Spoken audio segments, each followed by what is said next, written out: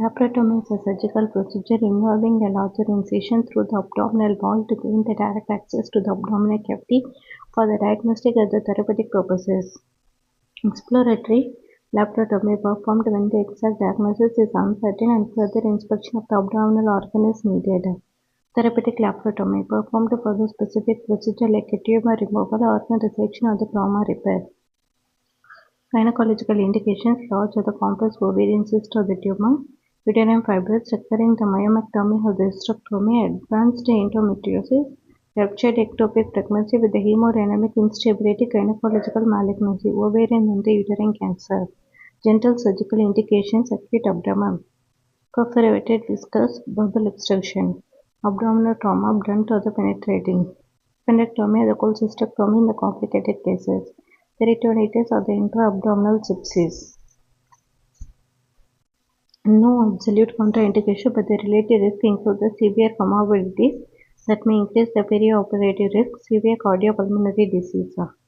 Midline incision extends from the sacral process to the pubic symphysis, commonly used for the exploratory purposes. Paphinestrial incision, a transverse incision just above the pubic symphysis, often used in the gynecological surgeries. Example: C-section, hysterectomy. Subcostal incision used for the upper abdominal surgeries, liver or the gallbladder surgery. Procedure steps: patient positioning, supine with the arms extended. Skin incision based on the type of the surgery planned. Opening of the abdominal wall layers, skin, subcutaneous tissue, fascia, muscle, and the peritoneum. Exploration and the surgical intervention, direct visualization and the manipulation of the abdominal organs. Closure, layer by layer closure with the surgeons to ensure the wound healing and reduce the complication. Advantages of the laparotomy: provides the direct and the complete visualization of the abdominal organs, allows for the extensive surgical procedure and the intervention. Disadvantages like longer hospital stay and the recovery time, increased post-operative pain and the risk of complication compared to minimally invasive procedure. Complications like intraoperative surgery to adjacent organs, bubble, bladder, blood vessel. Post-operative wound infection, hemorrhage, EDS, deep vein thrombosis, and the adhesion. Long-term like the incisional hernia, bowel obstruction due to the adhesion.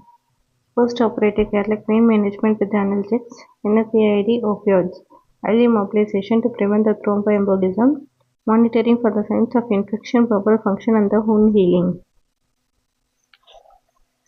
Laparotomy. This involves a large abdominal incision for access to the abdominal cavity. Exploratory laparotomy is used when the diagnosis is unclear or in the emergency situation. Midline incision is the most common and the versatile for the abdominal surgery. Paphinestrial incision is commonly used in the gynecological surgery like C-sections. Indications include the acute abdomen, gynecological malignancy, and the trauma. No absolute contraindication, but the high-risk patients require a careful assessment. Intraoperative complications include the injury to the bowel, bladder, or the blood vessel. Post-operative complications include the wound infection, EDS, DVT, and adhesion.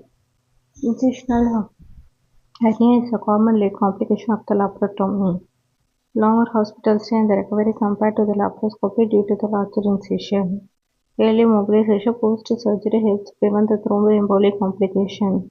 Wound care and the pain management are essential parts of the post-operative care, used in cases where the laparoscopic approach is not feasible. Large masses and the extensive adjustments. Peritoneum is the last layer opened during the laparotomy and the first layer closed during the wound closure. Bubble obstruction due to the post-operative adhesions is a common long-term complication. Pre-operative antibiotics are given to reduce the risk of the surgical site infections.